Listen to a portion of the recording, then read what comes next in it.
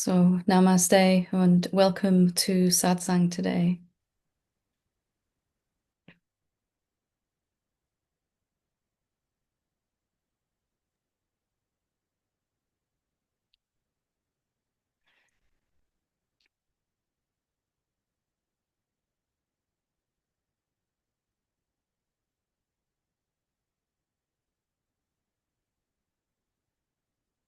So, Satsang, as always, is the highest thing that we could gather together for. It is the um, the highest and most direct way to recognize what we really are, and also to begin to live as that real being that we are, the one self, the one formless reality from which all forms seem to emerge and have an existence for a while and then seemingly merge back into. And satsang is very much for the direct seeing and being of that real self, and really for allowing the dissolution of the ideas about what we thought we were, who we thought we were, who we think we are, is not at all who we actually are. And we wouldn't really even be drawn to satsang with any teacher if we weren't very, very ready on some level to let go of this idea of ourselves as a small someone in somewhere in time and space.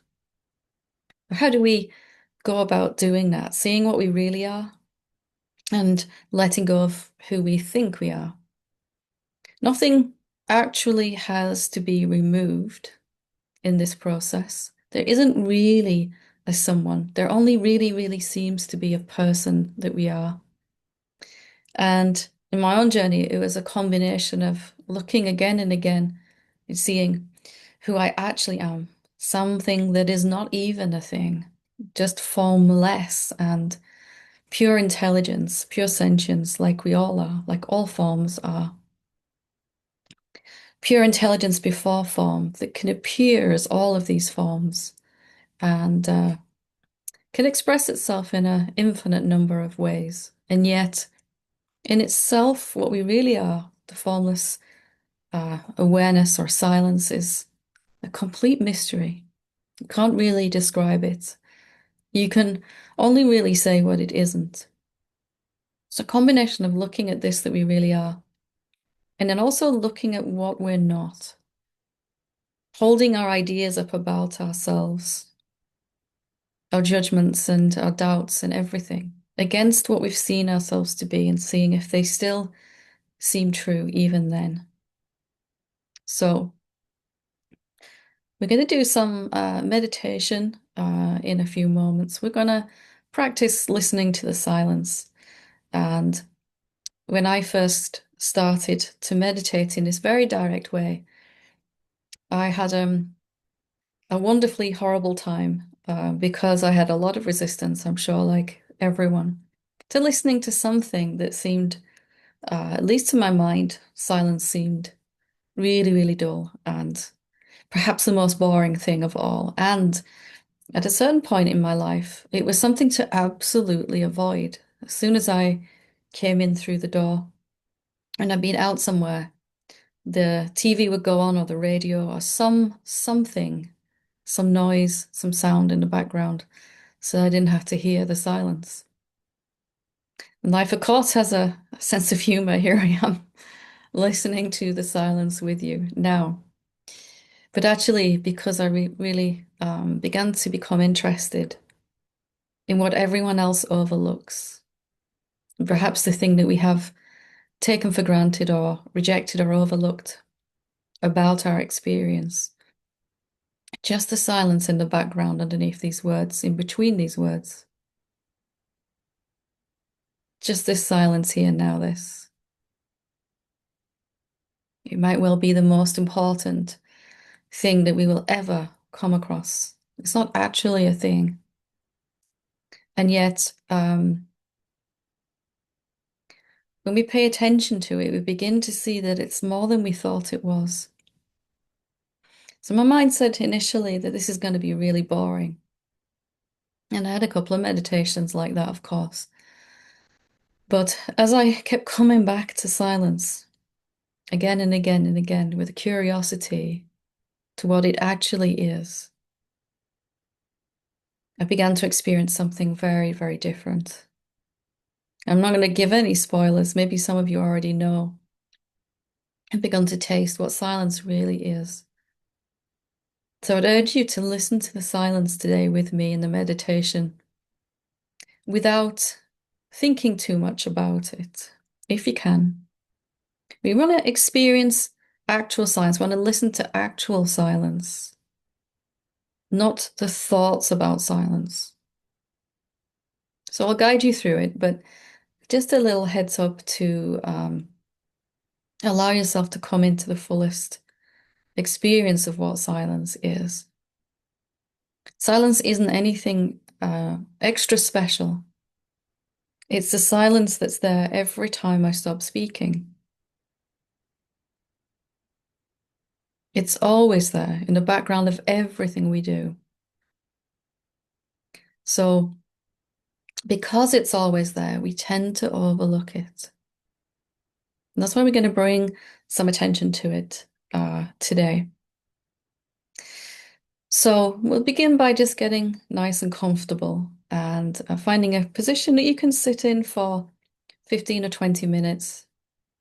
You don't have to sit in the half lotus or anything like that. Just making sure you're fairly upright, unless you have to lay down for a medical reason.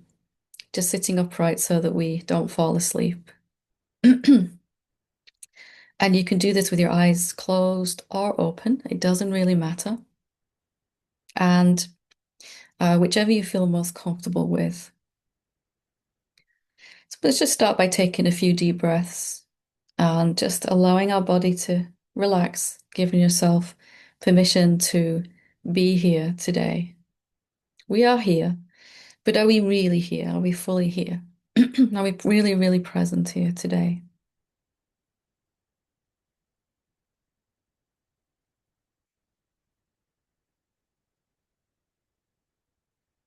Just taking a few nice breaths, just allowing your body to be nourished by the oxygen and to release whatever needs to be released.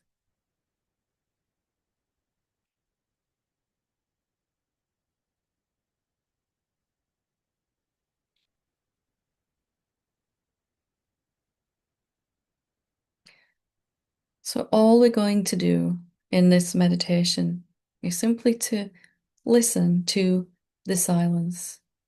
It may seem like a strange instruction if silence isn't making any sound, but just listening to the silence.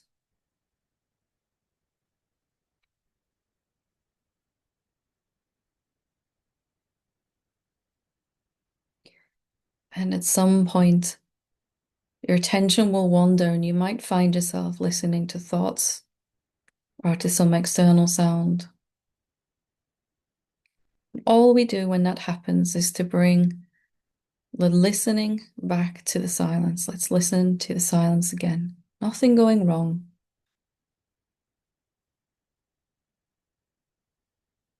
And we can even use the presence of thoughts to point us back to the silence that these thoughts are appearing in. We're not fighting anything. We're not trying to get rid of anything. We're just noticing that when our attention has wandered away from silence and just bringing it back to simply listening to the silence.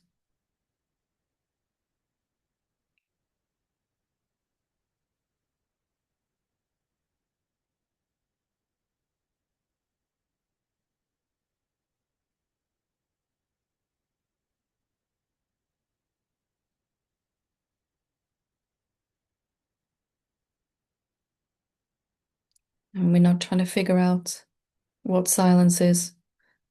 We're just listening to silence.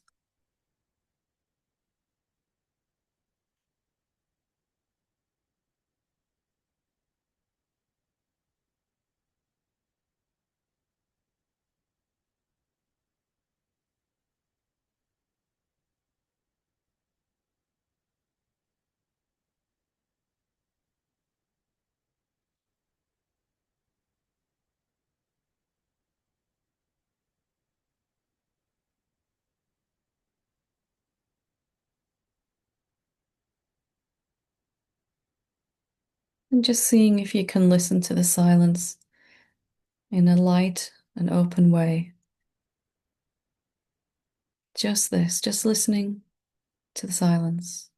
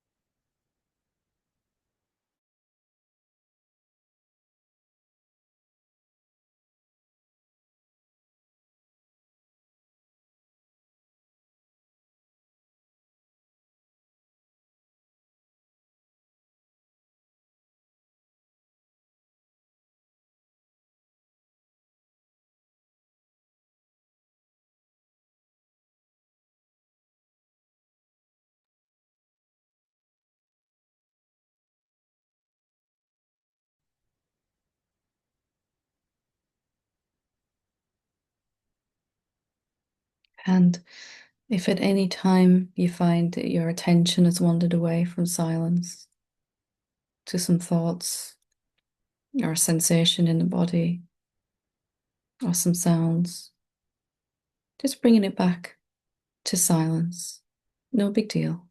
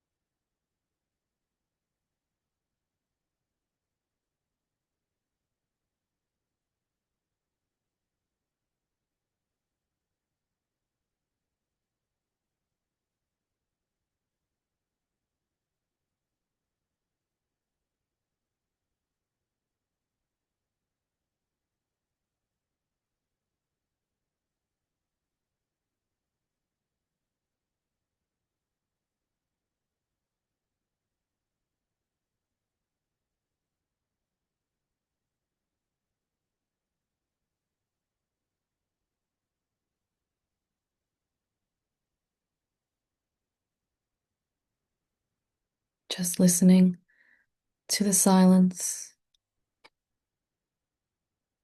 Silence is what we actually are.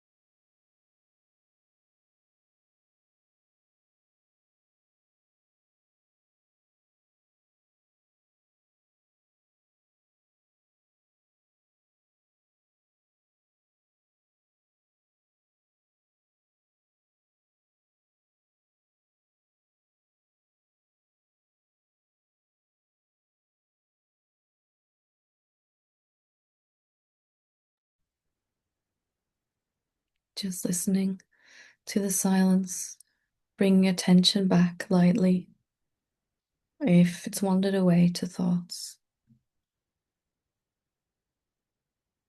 Just the silence.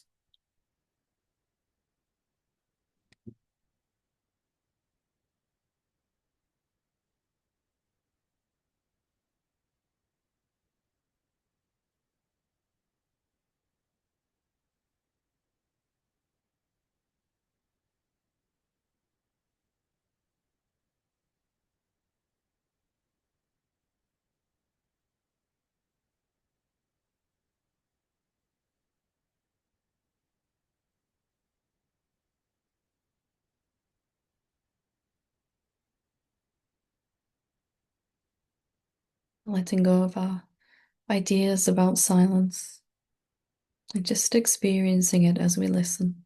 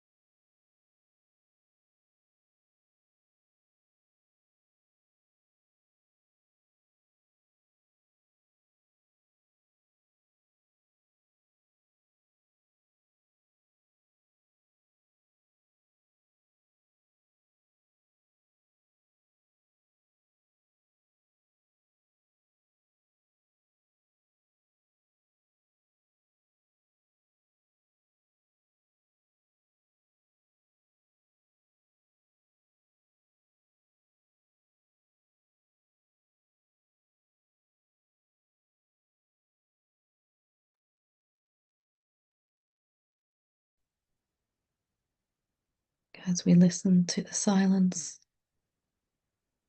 we begin to discover that it's so much more than we thought it was.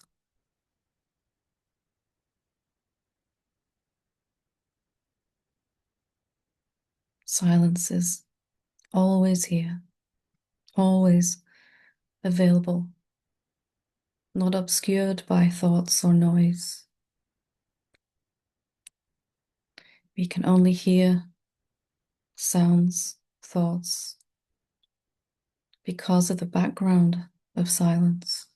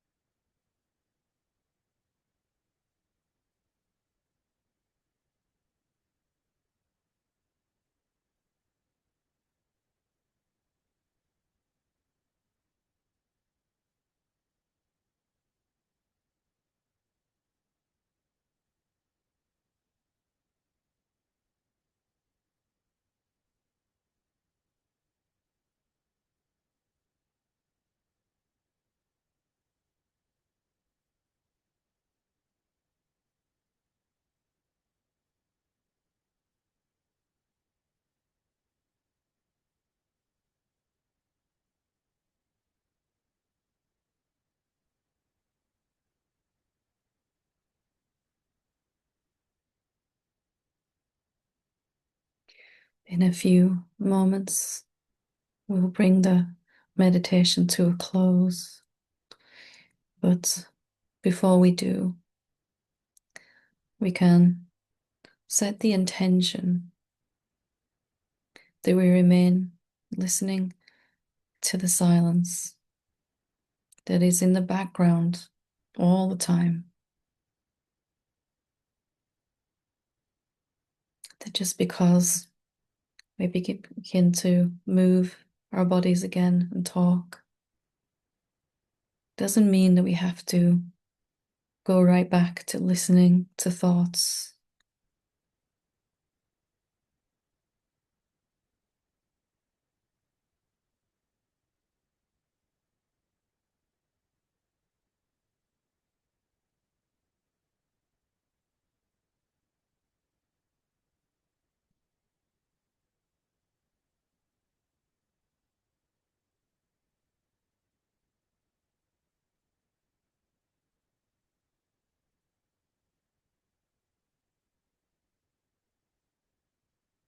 And so, in a few moments, whenever you want to, you can open your eyes if they're closed. You can have a stretch, have a move around if you need to, have a drink.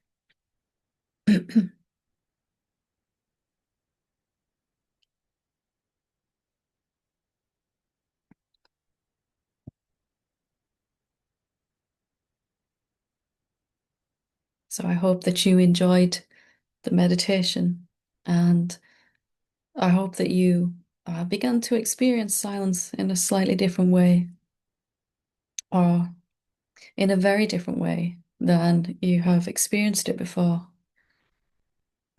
And silence is just another name for the nameless, formless presence, consciousness that you are. Consciousness is absolutely silent. Silence is absolutely conscious, totally awake, formless awakeness. And it's what we really are. And as we practice listening to the silence rather than thoughts, we find that our body can begin to relax a bit and begins to enjoy the feeling of listening to the silence. When we listen to thoughts, we know what that feels like in our body. We're used to that tension, that contraction. And it's a nice contrast then when we listen to the silence. Our body responds to that too. It responds to the truth that the silence is. Silence is our essential nature. We are inherently quiet. Sound, external sound, like these words, an internal sound, like thoughts, are not removing the silence or getting in the way of the silence. It's only because we are silence itself that we can hear these words. If we were a noise or a sound, We couldn't hear any other sound. Just like if you're standing in a very busy room where lots of people are talking, you can't hear one person speaking to you. But if you're standing in an empty, quiet room and just one person is talking, you can hear it every time. You are that empty, quiet, empty quietness. So I thought I would invite any questions or challenges that you may have that you'd like to share or get some help with. And we have Spanish translation as well. So if you do have a question in Spanish or English, feel free to raise your hand and we'll see what comes up. Any challenges or problems in your awakening, or any questions you might have. Sylvie? Hello, Hi, love. can you hear me? Yes, I can, yeah. Okay, Hi. great. Um, I may have a challenge with reaching out and asking for support. So, Very, which, very normal. Very yeah, normal. Not easy, but no. Yes, and so I seem to have to be holding on to a belief that I have to do this on my own, myself. And so I'm wondering, like, do I have a problem on my hand? I, I don't know if it's a problem.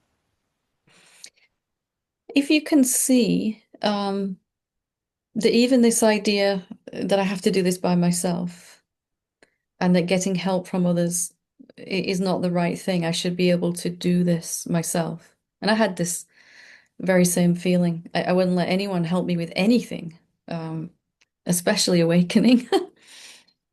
Um, and I began to really realize it was actually something that was coming from a sense of low self-esteem or low self-worth, that I have to prove myself, do it by myself, this awakening. But eventually I realized that must be coming from the sense of a separate person, right? If I think there's myself and others, and whether I feel it's difficult to reach out to others or that I should do this on my own, either one of those or both, that I'm still in separation with that.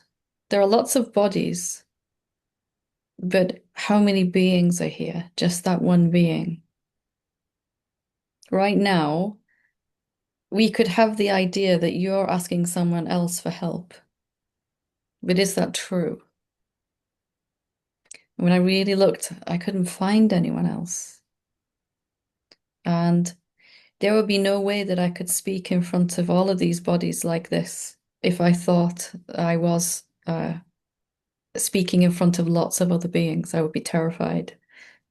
It's only because I know that you are me that it feels totally safe and easy to connect with another body mind like this. So can you see that it's in separation, this problem? Yes, and at the same time, I'm wondering, so then if I stand as what I am, the self, then I don't need to reach out. But then I Well, don't know. is that true? How do you know what will happen if you stand as the self? You may contact other bodies or you may not. But whatever happens, it will be coming from who you really are, not from a mind idea about other beings, right? In fact, it was only when I realized there are no other beings that I could actually ask for help and let people support me in many ways, in worldly life as well as awakening. Um, this question for me, are there really any other beings? Really, really helped me to break through this, just staying with this question.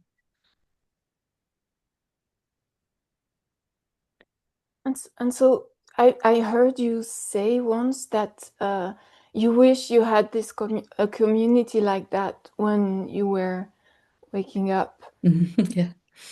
because you didn't have it. So I understand you must have done it on your own. So was it before you realized that there was no other beings?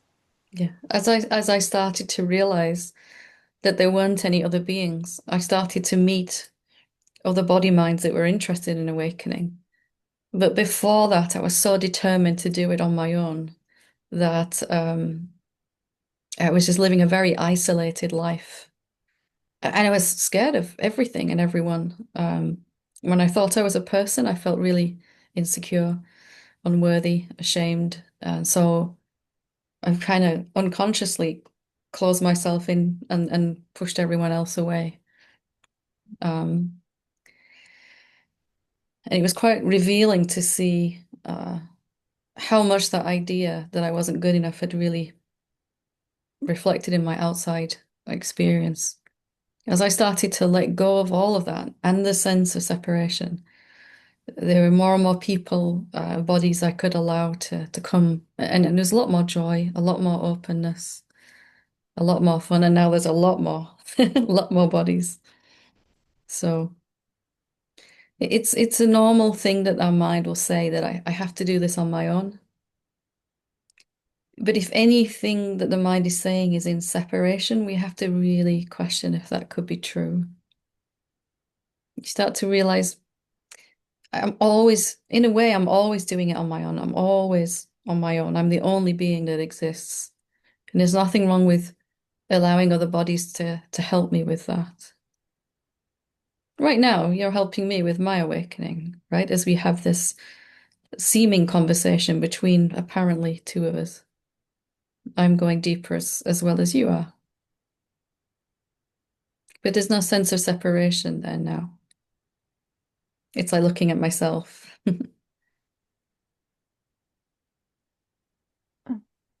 Okay. So any question that I could have when I hear that it's uh, it doesn't it disappears. Yeah. Yeah. Because the problem isn't real, is it? If you look at it, it's not real. It's made up in the mind. To the mind, it seems very real.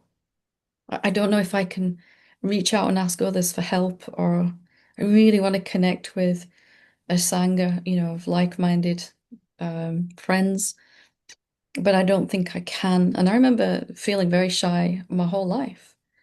And I probably still would be if I hadn't realized there's nobody else here except me. Everywhere I go, everything this body sees and experiences is myself. With that, there's a ease and a comfort, a safety of everything is the one being. And there can be no problems there, right? So it just kind of falls away. We spend a very long time trying to fix problems that don't really exist for us, but seem real to the mind, very real. Yeah.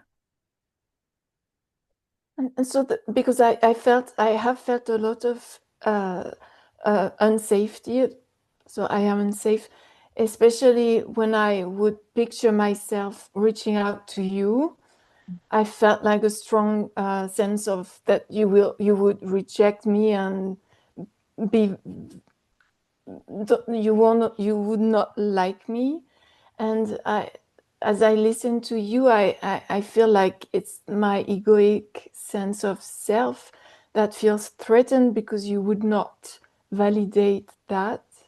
It seems like a risk. If I reach out, I might be rejected. But actually, I love you more than you love you because I know who I'm looking at completely. And there's no capacity to reject anything left because I've seen that it's all me. It's it's a beautiful way to live, but also just recognizing that our ego, our mind is always gonna think in terms of separation. But we can take that problem and see, is that really real for me? If I reach out, I'm going to be rejected. I might, and then it'll be awful. I won't be able to. But even with this fear, of being rejected, you still put your hand up, and here we are talking anyway. This mind, it has no power, right? If we're gonna talk, we're gonna talk, and the mind isn't gonna be able to stop that. Even as you put your hand up, your mind was probably saying, "Don't do that." So here we are anyway. Yeah. Yeah. Let's just say that the silent meditation was very noisy for me because I wanted to ask a question. So,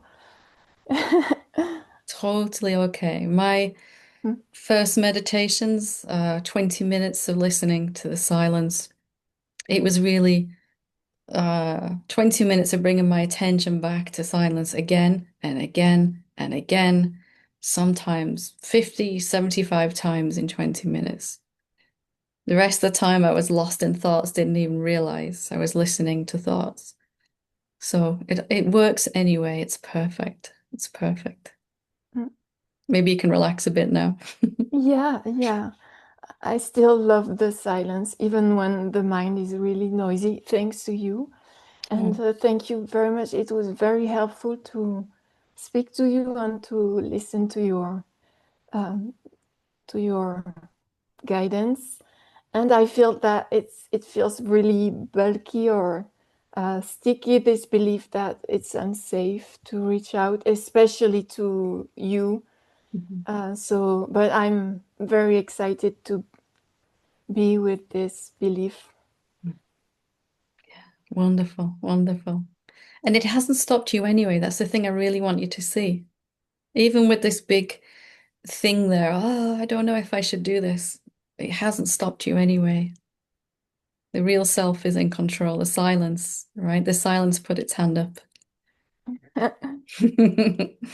Thank you so much, Lo. Thank you. Wonderful. We'll go to Beverly. Hi, Helen. Hi, Lo. Um, yes, thank you for the silence that I am. It brought up after the silence.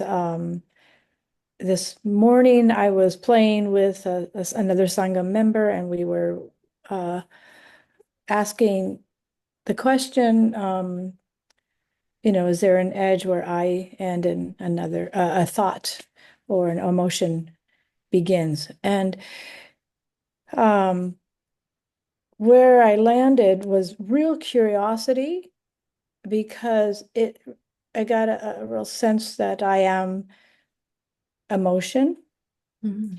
and that it was permanent, including fear or anger. I wasn't in fear or anger or anything like that. Just asking the question, is there a separation between me and emotion? And then all these words would show up, fear, anger, you know, contentment. And I was asked, well, is contentment permanent or temporary? And it felt so permanent, like I am contentment. Mhm. And then I am anger and I am terror. And that didn't feel very good, but it felt true. So where I landed was in not knowing, and that's okay. I'm just wondering if there's someplace else to go with it. So when we look and see that there's no dividing line between me and a thought or me and fear, when I actually look, I can't find where I stop. The silence, the formless silence stops, and where this thought begins. We imagine there's this dividing line. And in our self-inquiry in the community, this month we're doing this all month, right? We're trying to find if there's a difference between you and a thought or something, whatever. So when we come across something like contentment, of course, we're very happy to say, I am contentment, I am bliss, I am love. When it comes to something like terror or, strong fear, um, our mind says that if we admit that it's not an actual real separate thing to me, it's just another way that I'm appearing. I'm formless, infinite silence, and I can show up as literally anything and everything. But can you experience terror the same way if it's the way that you are appearing? So mine says, I don't want to admit that I'm terror because I'll just have to feel it forever then. It'll be permanent. And of course, nobody wants that. But that's how it would be if I was separate to terror, if it was here and it just stayed forever, me, the separate being. But if I am terror, Mm. and if I recognize there's no separation there, and that literally everything that seems to be in manifestation is constantly shifting in frequency, that it can't stay terror for very long at all without any sense of separation.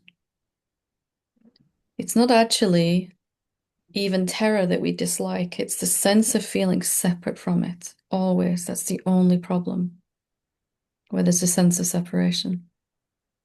The very first time we experience anything without that sense of separation, it will feel very different and it will be experienced inside this um, total equanimity and peace because we're not dividing ourselves from that thing artificially. Okay, so then, hmm,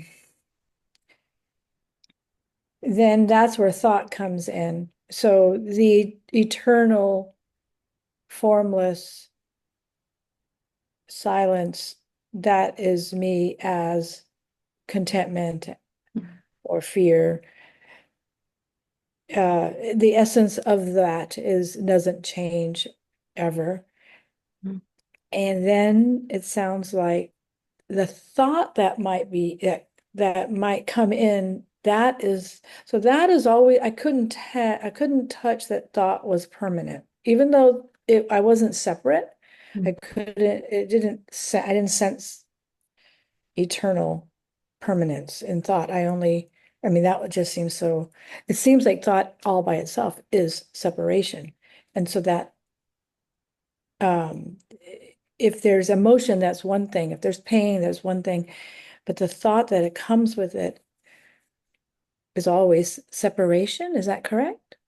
Well, if you can't find a place where you stop and the thought starts, can it really be separate? Hmm. No, it can't really be. So I don't actually think I can understand this Let, let's from here. let's make it really, let's bring it back to something simple Okay. because that's what works for me. I need simple. Yeah. Yeah. If we look at what something looks like, it will always seem temporary, changing, Mm. Mm. fluctuating. But if we focus on the essence of anything, including a thought, what it's made of, we'll see its permanence. Okay. Yeah, that's it. That's very clear. Yeah, perfect. Wonderful. That's all. Thank you. Thank Thank you you. so much. Wonderful. Keith? Hello, Helen. Hi, love. I'm feeling, I love what you said to Sylvie about how you love her more than she loves herself. And I feel that too. I think, oh, I wish I could I wish I had what Helen has. Wish I could see that you and I are one. I think last time I interacted with you was you had a self-inquiry supernova or something on Yeah. YouTube a few months ago. That day was a little crazy, right? We just did so much self-inquiry. It was great. Yeah, but I was listening to it again. I was listening to my interaction this morning again, and I kept thinking, I feel like I can sense when I look inside that I'm more than the body, and there's this formless something. But then I feel like I get into my mind. It's like, so what? Like, where's this peace that I've keep heard about? How do I find this? I so much want to Let's find this peace, and like, because my mind wants to like jump in and say, okay, so what? Oh, now what? now what? Let's go to that formlessness then. Let's experience it together now.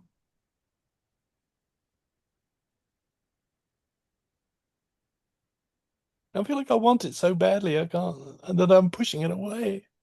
So just for a moment, Hmm. let the desire be there, but make no effort. Just noticing the formlessness. What is it that is aware of these words, that is aware of your body, aware of thoughts, all of that? There's something formless Hmm. right there, right? Something, yes, yes. And how big is it?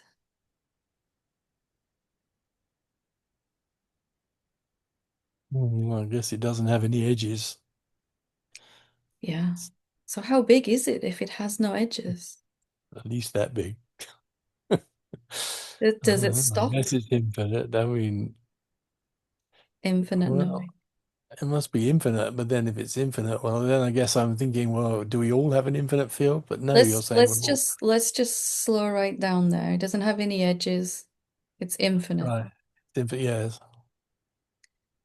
Is there anything outside of it then if it's infinite? Anything different to it if it's infinite? Well, yes, see, then I feel like that's a mind exercise, and well, there can't be if it's infinite. That's okay. That's It's okay. taking up all the It space. feels like that at first. Hmm. Can you be different to me then? If I did this same exercise, wouldn't I find the same exact same formlessness? How many formlessnesses can there be? Yeah, because it always feels like there should be an infinite number of formlesses in isn't it? But But can there? Can there be ever more than one? Just the one formless. well, no, I mean logically, no, but that's a mind thing again. Well, let's explore it anyway. Why could there be Hmm. only one? You're right. But we want to just kind of Because go a little deep. oh, I got the right answer. That's good. Gold star. If there Why? could be two formlessnesses, yours and mine, let's say these two Mm. bodies were sat in the room together, And then there'd be like a barrier between the they'd two have where to. my formlessness ends and your formlessness starts. And can that be Yeah. true? And you'd say, don't get too close to my formlessness, you'd say. Yeah. I I mean, not if they're infinite, no. You said, and from your direct experience, you said it has no edges. Yes. So the more that you see that again and again, it doesn't even stop where it meets a wall. It's insubstantial. It is right where the wall is also, right? It's a space in which the wall appears, in which the bodies appear, thoughts, everything. What about when they always talk about souls and everybody has a soul? I mean, because that, I mean, I don't know if that means Let's anything, but that sounds let's like not everybody has a. let's not sidetrack ourselves because Okay. All right. you really want to see this. We can talk about that next time, but Okay. Yeah. right now. So when That's you the mind. really want this formlessness, you seem separate to it. Yes. Exactly. So instead of wanting it, we can want to see that we are it already. Mm. And that's what we're doing right now, right? Let's just check again. When I look for myself, all I find is something completely intangible, Mm. indescribable, formless, no edges, no boundaries. Can it be divided into two? No, no. You can't slice it down the middle with a knife? No? Or cut it with scissors? No, I don't think so. So But where's this great field of peace I'm supposed to have? it It will come in time. still feels Just, like a mental concept that you and I are one. yeah. I think I need to feel it more often. I'll go into it. Instead of trying to prove that we're one being, try to prove how many beings there are, how many formlessnesses are there. Even the act of It's hard, trying to prove that you and it's I are, hard to say it. yeah, And I really feel sorry for the Spanish translators. I apologize. So even trying to prove that you and I are one being is like trying to make two into one, isn't it? All we can prove is in Mm, our mm, direct experience, there's only formlessness when we look for ourselves. mm. You want to just go a little further with it? Oh, yeah. Yes, if you have time. Yeah. Feel If like I'm home. what is the body really then? What is your body really made of if it's appearing inside this formlessness? Is it different to the formlessness?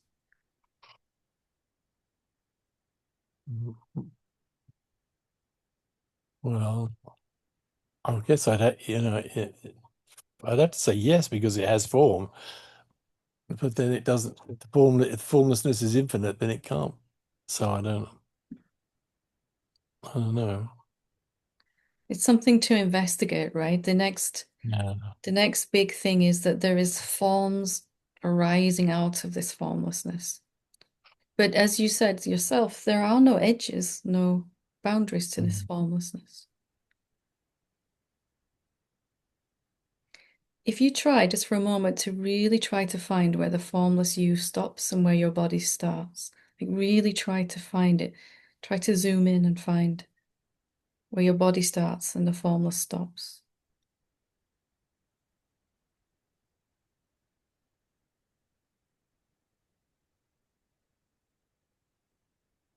Yeah. What happens? Well, I feel like my head's trying to go. Don't My worry head's about trying that. to. Don't worry about that. Just try and see if you can find actually where your body starts and the exact position where your body starts and the formlessness stops.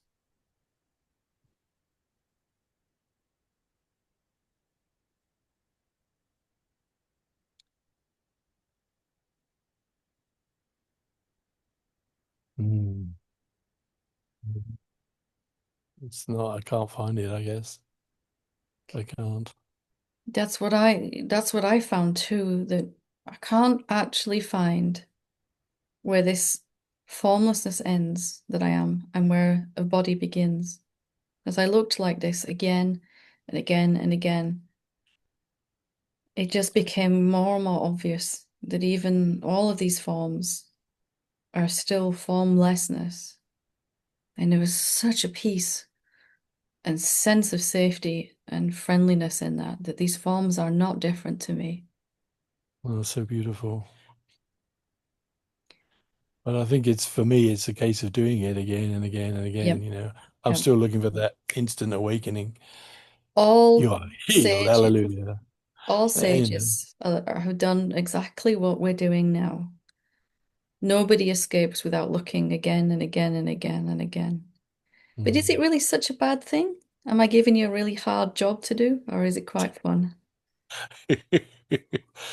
It's tortuous, but I guess I'll force myself to do it. Well, the prize at No, the end of it is infinite peace. It's who worth needs it. that? No, that's beautiful, Helen. This Yeah, it's definitely worth it. once we see that we're formless consciousness, the next Mm. idea that have to transcend then, that still costs us a lot of life force and therefore we don't feel the peace, is that there is actually a manifest universe of forms that are separate to this formlessness. So we have to Ooh, say that really look. again. The next idea, the next idea is that there's a universe of forms that are actually different to and separate from the formless consciousness. That idea that my body is different than me, that your body is different than me, that all of these forms are different and separate to me. It costs so much life force to keep believing that. Oh, I see. And that's why we don't feel peace, we feel disturbed. Yes, yes, yes.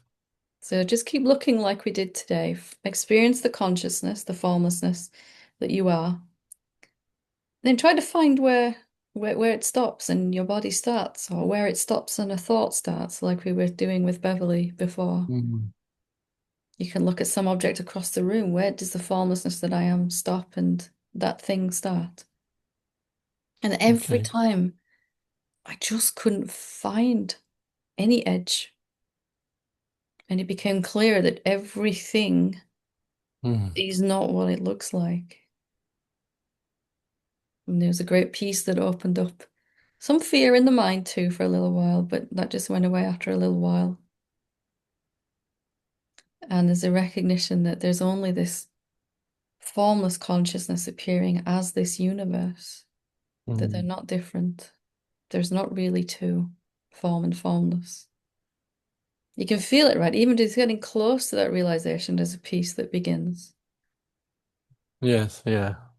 I feel like my mind wants to interject when I get too close to that, but that's Yeah, just a question of practice, I think, as you were saying. our mind is scared that we're going to lose something. If I admit that the universe isn't what I think it is, I'm going to lose something really important. But actually, you gain the whole universe. You actually start to experience reality rather than what you think Yeah, about right. reality. If you think It it's a seems like tree, there's so much more to gain, I would think. yeah. But the mind doesn't Mm. understand that, right? So it doesn't want to do this inquiry. But it's too late anyway. Here you are doing it. Yeah. Yeah. I just need to do it more often Yeah. because my It's mind talks happening. me out of It's happening anyway. You keep it. finding yourself in satsang, right? How did that happen? I don't think I really realized I was going to. I touched the button and suddenly I put my hand up. Oh. If we Anyway, I ever better let. needed proof that there is no separate being doing anything, here it is. Yeah. Wonderful. Anyway, I feel like I should, yield to someone else. But thank you so much, Helen. Just seeing that again and again, right? That's all I've done over and over and over again. So wonderful. Mm. Thank you. Thank you, Helen. Thank you so much. Thank you.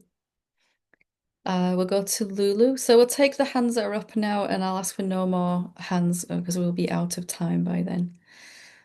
Okay, thank you. Hi, Lulu. Hi, Helen. Can you hear me well? I can, yes. Thank you. Hello, everybody. It's so good to be with all of you. Thank you. Helen, I wanted to actually to bring the deepest gratitude for your wonderful sharings and amazing help. For the last a few weeks, there was a difficult time for Lulu. I was facing something to be totally honest, I had this feeling of like something bigger coming up, and I was crying for weeks, especially when I was doing contemplation. Is it true? Is it true? I can't have what I want. And the mind is just very angrily, yes, you can't. And another, I've been doing 2 questions. So, and another one I was doing, is it true I'm not safe? Yes, you're not safe. Nobody's safe. That's it. And that was a prequel. And then, a week ago, there was a very heavy, a very raw energy inside of my body. You know, like the piles of bricks it was very, very difficult. And I was weeping and I was terrified.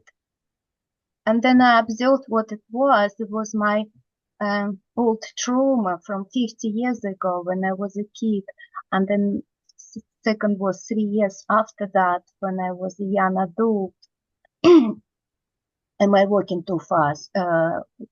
Talking too fast, no? No, it's okay. Can you? Sorry. Yeah. So I think it's some kind of white thing was guiding me because it's somehow that big thing, that energetic, very heavy, very dense, low resonance energy. It didn't have story with it. there was such a relief. It didn't have all this, identification.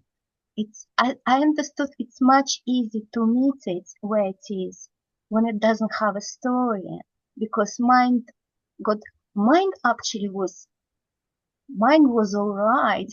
It was quiet. Perhaps it was too frightened. So and it was 3 days was very, very hard. So there was two big traumas were lifted out of me. But And I was, you and I uh have discussed this on yeah, WhatsApp together, right? In the yeah, community, yeah. yeah. I was just thought to ask you about now. So after this big event Hmm. and all this release, and now I have a feeling, not a feeling, I have this big, um, like, like I'm very safe right now, and I can see a beauty and love in everything and the bliss. And I think I just swing from one experience to another experience. Is what I want to do. I want a piece of advice about how not to grab this, because after being in such a difficult place, and now I'm in a very good situation, I don't want to actually to mess up and to grab it and try to hold it. This sort of thing. Let me ask you, Yeah. let's experience what you really are. What do you find when you look for yourself? Well, I don't find the trauma anymore. So yeah. That's what you're looking at, but what about the one who's looking? Tell me about that one. What are you? Well, it's nothingness. It's nothing really. Nothingness, like formless, Nothingness. yeah? Yeah, formless. Yeah. Yeah. And can that nothingness, can it push or grab?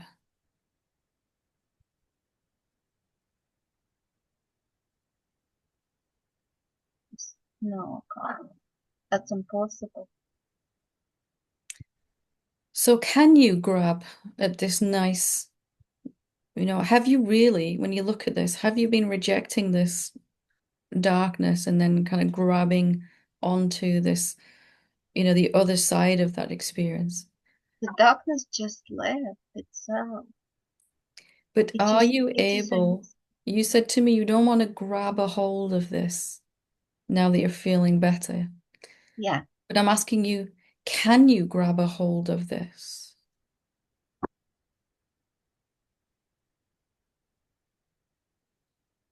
I was thinking about ego because, yeah. No, this emptiness cannot grab anything. Mm. It's not grabbable. It's not grabbable. Yeah. Not grabbable. Yeah. So if you have no hands to push and pull, you can't reject anything. You're not actually rejecting anything or holding on to anything. That is part of the fiction of the separate self, right? Yeah. I'm feeling more stable now, more calm, and it feels good, but I really don't want to go back into the other place. Is No, that don't. true? Can that happen for you? Aren't you watching both equally, totally detached as formless, empty nothingness? Equally. Yeah. Yeah, I see. I see what you see. The mind says, I like this one, I don't Yeah, like this one. it does. And the mind says, what do I do to make sure I don't experience this anymore and I only have this? But that question is false. There's nothing you can do, actually, as formless consciousness, presence, nothingness. You simply are. And you're unaffected by anything that passes in front of you, Mm. whether pleasant for the body or unpleasant. And of course, we would love the body to feel really pleasant and content and peace and all of those things. But while we have this idea that we can do something as formlessness, we'll never feel content in the body.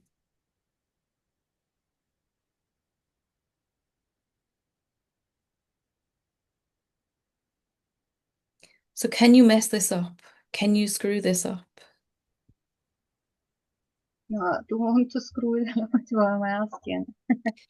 You're asking what to do to make sure you don't screw it up. And I'm Yeah, asking you exactly. if you can screw it up. Is it possible for you? You want to be here, and I keep bringing you back to how it is for the real you, Yeah, right? I Can see. formlessness, can the formlessness interact with forms in any way at all?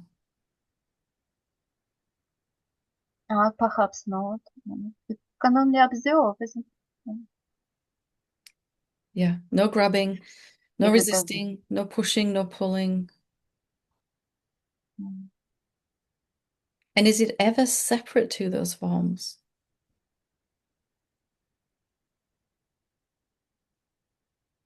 No, it's forms inside me. All this, whatever happened, it's inside of nothingness, isn't it? So is this problem your problem or the mind's problem? The mind and body, isn't it? Mm. Say again, love. The mind and body, because the body was in horrible pain also.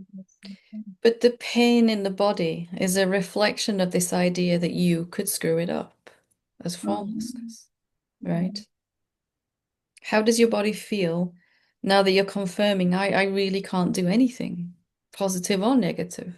I'm just here. Well, when it's pain left, the whole Right pain, now, right whole, now, how no, does your body? it's no pain in the body at all. Nothing. It's just a very, very good feeling. Is that a coincidence then that when we confirm that we're free, that we're Yes, unable to do anything, that the it's body it's responds? it's feeling really, really great. Yeah. It So, feels like I'm young again. Yeah. so if you want to feel like this all the time, it just has to be that we keep confirming whether the mind's problem that it brings to us, which seems real. I don't want to screw It this up is again, totally. Yeah. right? But then to confirm, is that true for me as formless, empty silence? Can I actually do anything here? Every time there'll be great joy when you realize it's not my problem. It's not true for me. How many problems do you have as formlessness? And can you have? No, can't be any problems with phones. Yeah. Doesn't have problem. Doesn't have any problems. Does it have any work to do? Mm. Does it have No, any karmic patterns to tidy up? no, Any trauma to release? no. So see, when you live from that place as often as you can, what happens to the body and mind then? The body and mind are going to reflect that clear seeing. It's done, it's finished. I'm free. I'm so free. I've been imagining all these problems, but they're not mine, they're the mind's.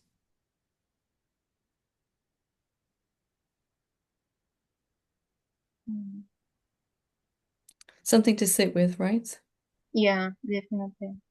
I realized at a certain point in my awakening, before I go try fix any problem, let me find out if it actually is my problem. Because every time I looked like this, there was not a problem, actually, for me, the real me, the formlessness. So basically, what you're saying, if something like this, I don't want obviously, but could happen again, yeah, I just have to have a stand as a nothingness, yeah, Mhm. as formless consciousness, and just to observe all this. Yeah, and just asking this question, is this true? This problem that I think I have, is it true for who I really am, what I really am? Mm. It's applying some discernment, right? And it Yeah, seems true for the separate self, this problem, but is it real for me? yeah. Wonderful. Thank you so much, Helen. Thank you. Thank Thank you. you. Wonderful. We'll go to Terence.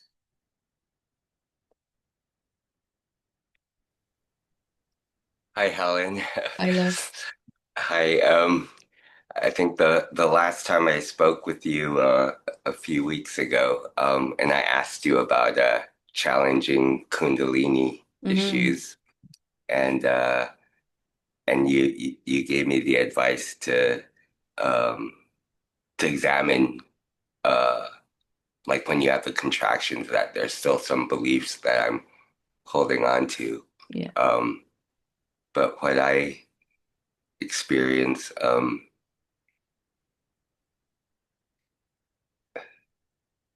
Yeah, like when I feel deeply into it, I don't, I guess I'm not really aware of any belief, or that's the only time that the mind goes quiet. And but then I have a lot of challenging physical issues. I think you mentioned pain, and I was wondering, was the pain in the form of muscular contraction, intense cramping, Hmm. like all over, like large muscles, and also like tiny little cramps, like all over the body, Yeah. just contracting up, and they can be very like burning, searing, Yeah. painful, and good. So I'm not. Is that normal?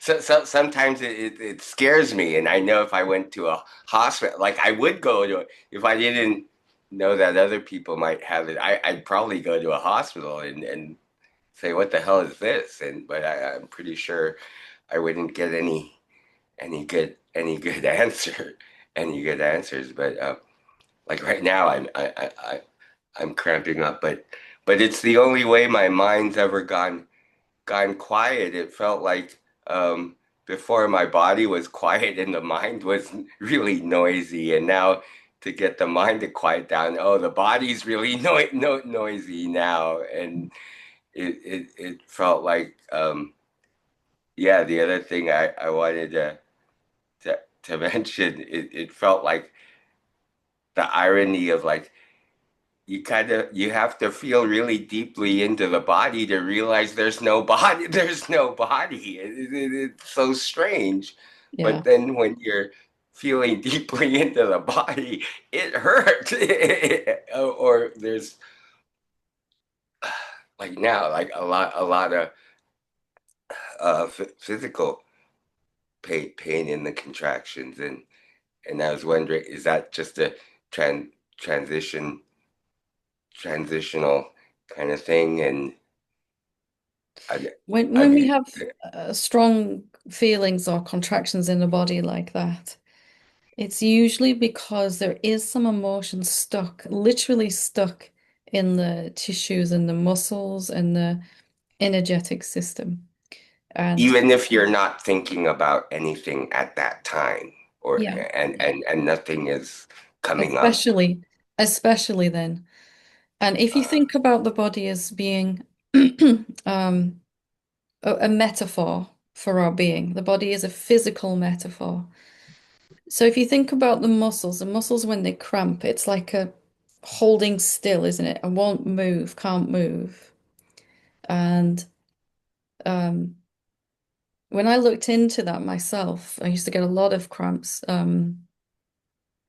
I really want to see what this cramp is trying to tell me. And there was a sense of just needing to stop. There's a sense of being totally unsafe, can't move forward, and I shouldn't move forward because it's unsafe. So literally my body mirrored that and wouldn't move because the muscles were like this, right? Completely.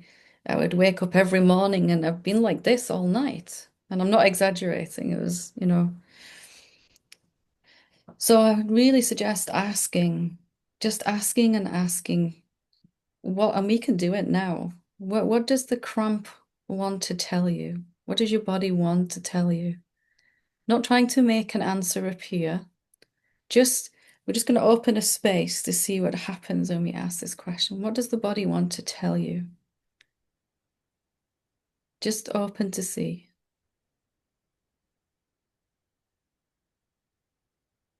Does it have a message for us?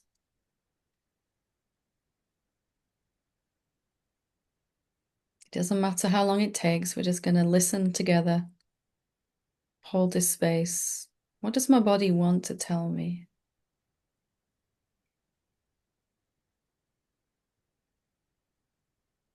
You're not doing anything to make any answer appear. Just seeing what comes. Just curious now. What does my body want to tell me?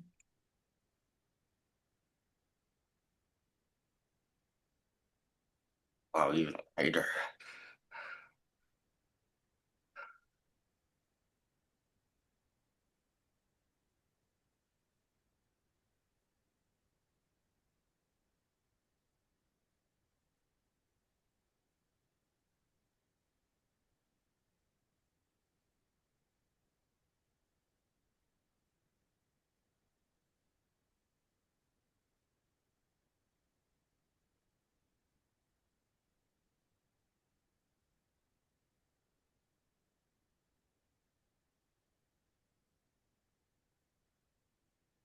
You don't have to do this if you don't feel you want to, of course.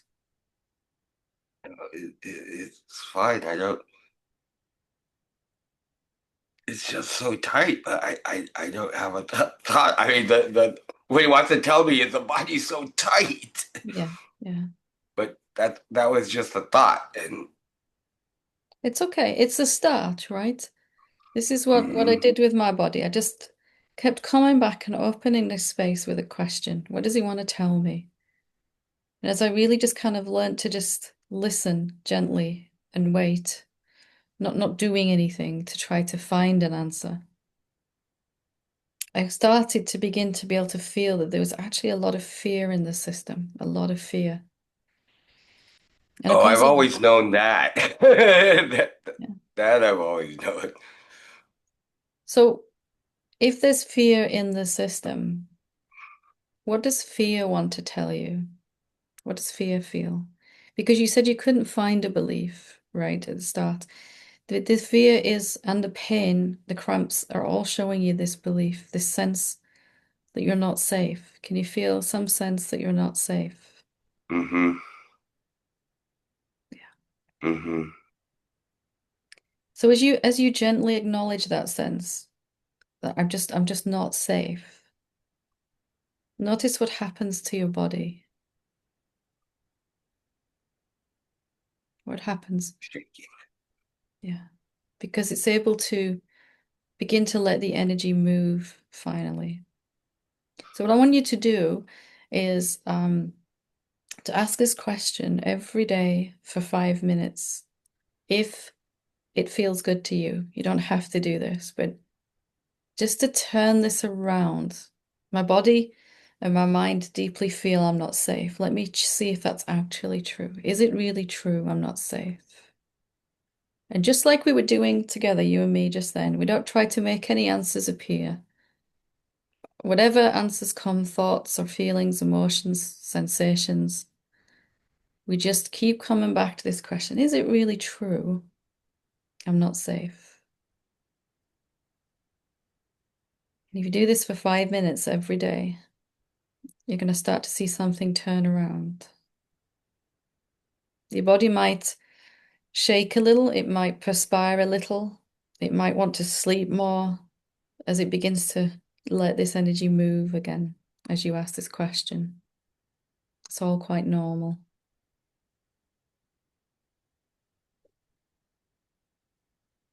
So maybe if you can, just grab a pen and paper and just write down, is it really true I'm not safe? Or put a note in your phone, because most likely we'll forget otherwise. Always after I've tried that, and then it usually goes quiet again after that, and but it still just stays tight. But what has come up lately, and it's your influence, it is the thought, is it really true I can do something about this? Yeah. And then it goes quiet, and then I just keep sitting some more. And then so I'm not very functional like this. And a lot of times just when I sit, I'm very quickly out of breath. Like the physical stuff is very strong, but no thoughts, but no, Mm. so it's interesting. I'm getting my first maybe a little relief from the mental anguish that I normally always have, but Yeah. now I have all this physical stuff But even instead. not seeing that as as something going wrong, your body is now able to feel perhaps what we couldn't feel before, and the body's telling us that we should work with this question. And I would suggest every day for 30 days in a row. Has to be 30 days in a row. Just for 5 minutes or more if you're enjoying it, but 5 minutes, just coming back to the question gently, gently. For a very short space of time, the body might just sit there. It might not want to do too much because it's been really struggling with this energy that's been stuck inside of fear.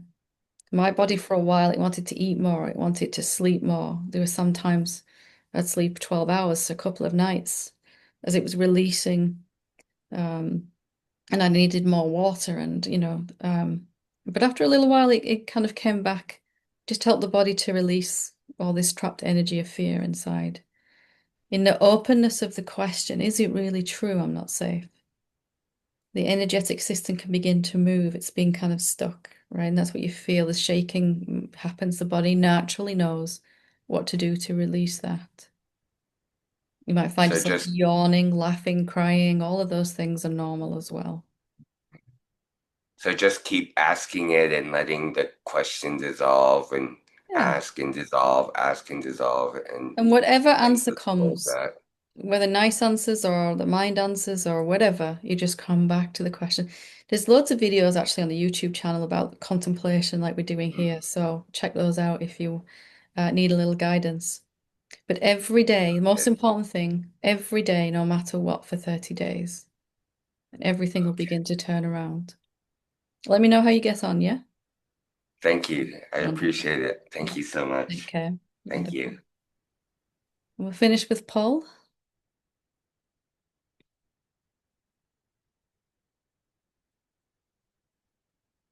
Hi, love. Hi, Helen, Hi. and everyone. Um, I think maybe you already answered, and I actually don't know if I have a question. I just wanted to share. Yeah.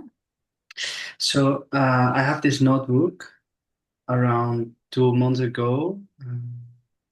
You told me in a satsang just to be kind to myself, Yeah. just to be kind to myself because I was suffering pretty much. I was also doing some contemplation on because I was feeling a lot of rage all the Mhm. time Yeah. due to the anxiety. And yeah, I was working. Is it really true? I don't deserve to exist. Well, and I have also been doing EMDR, this thing that I think also works in a similar way as contemplation. Mm. So after this, I've been feeling quite some changes in me. Mm, yeah, so I think my rage came a little bit down. So I have more time now to, um, let's see, process information. Mm. And I've been writing down each time I've been kinder to myself in different Yay. situations. Yay. Yeah. Wonderful. Um, And I realize it's just a matter of like okay, it happened, and don't giving it a second thought. So okay, it's all right. So yeah, but then I wanted to share what's happening now. Well, that that's actually what's always been underneath this frustration or rage. Um, I, and also I found a room near the forest, so that was also an issue. Um, okay, so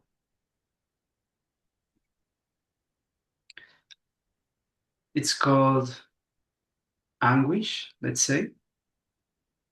So since 3 years ago, I started taking meds. Well, not meds, like I was with a psychiatrical therapy. I don't have any illness, but I have like anxiety and so on, because my mind goes running and running and running all day long since I wake up until I go to bed. And actually, sometimes I wake up and I feel like my mind is, how to say it? When I'm gonna wake up, I'm okay. But then when I sleep, it's like something going like this. Yeah.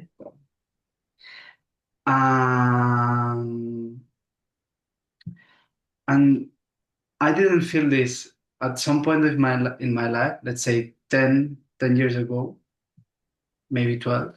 Something changed in my mind. And suddenly I felt like much more fear. And okay, I will try to focus the question. So now what's happening? It's like I understand these clouds coming to my mind and are basically it's like fear, also hate myself for not allowing me to be as I am, like wanting to be something else. Mhm. Uh, Also undeservedness, let's say, and I'm crying every fucking day. And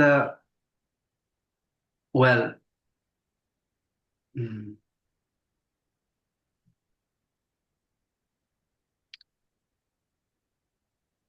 my days are just like a roller coaster. I feel so much, and it's so exhausting, really. I remember it very well. I remember how awful it was. At least now I can cry, and obviously this gives me an instant relief because I can at least be truthful to myself in this moment. And Yeah. I feel this is like I really want to work my root, because I think this has to be with my root also.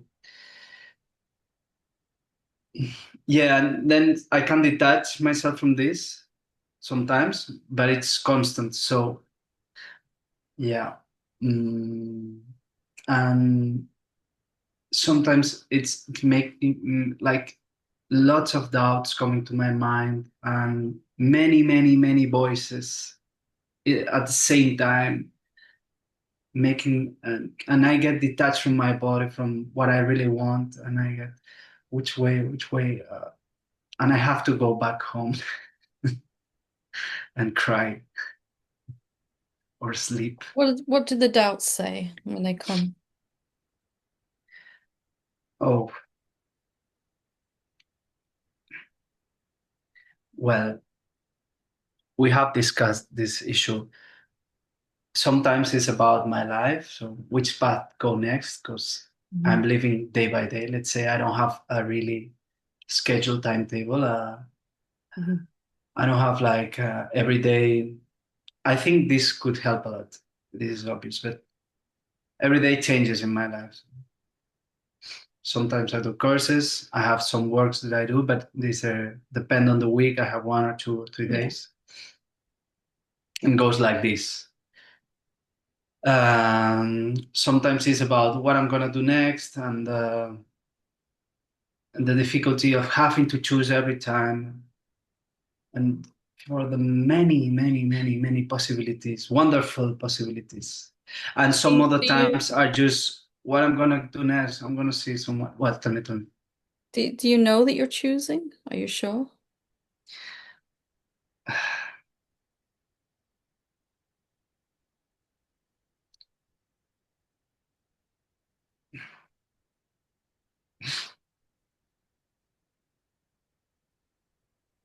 No, I'm not sure.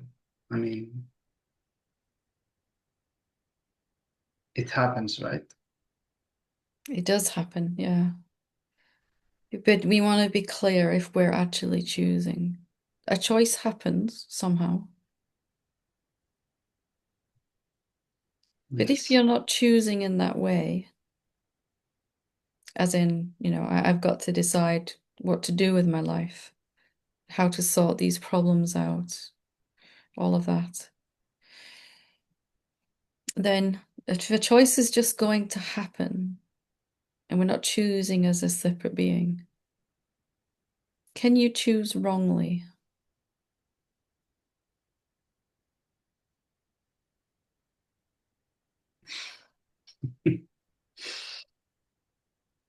It's a good question, right? Because we put so much pressure on ourselves to sort out all the problems that we have and to know what to do to sort those out. But if we're not choosing what to do in the way that we think, then maybe there's a solution that's trying to happen for everything that's going on in our lives. That we somehow are learning to just relax and allow rather than trying to figure all of this out.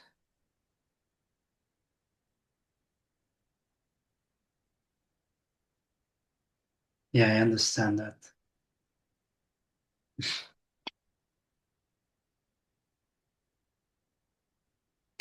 And the reason I'm saying that is because Hmm.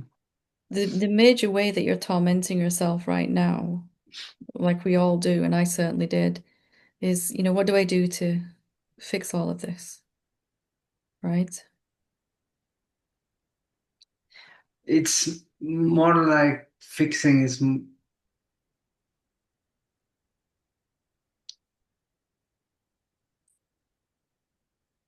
I don't know, maybe it's just my mind that wants to make sport, and this is the way it does it. You know what I mean?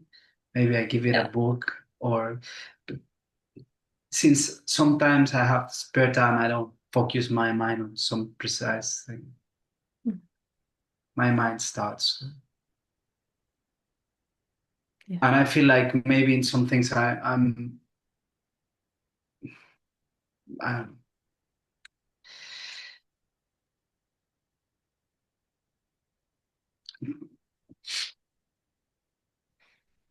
I'm really very excited that you've been writing down every time that you've been kind to yourself. That makes me really, yeah. And are you finding more and more times that that's happening more? You're more being kinder and kinder? I think every time I actually recognize my own suffering, or at least what I'm feeling, right? Mm-mm. Uh, and I allow myself to feel it, whatever it is. Sometimes I say, okay, I have anxiety, I Yeah, have anguish. Let's just embrace it. I think each time I do this, I'm being kinder to myself because I don't, well, push it away. Right? wonderful. Yeah. I don't really know why what maybe I just wanted to, Maybe there doesn't need to be a reason. Maybe we just wanted to talk to each other. yeah, That's good enough for me. Or be with one. Okay, so I suppose it's time. Keep on writing down every time. Look for every time you're kind to yourself. See if you can find new ways to be kind to yourself as well. Please. Okay. Wonderful. Thank you. And take care. Lots of love. Okay. Thank you. Wonderful. So thank you so much, everyone, for joining today in Satsang. It's been a long one, but a lovely one. How could we stop this? And yeah, when we share together like this, it's easier for all of us. We all go through the same challenges and the same difficulties in awakening. It's perhaps the hardest thing we'll ever go through, but it is the most worthwhile thing, and it is inevitable that we are waking up to the truth. So thank you so, so much. Namaste. Namaste. Thank you, Helen. Thank you. Gracias.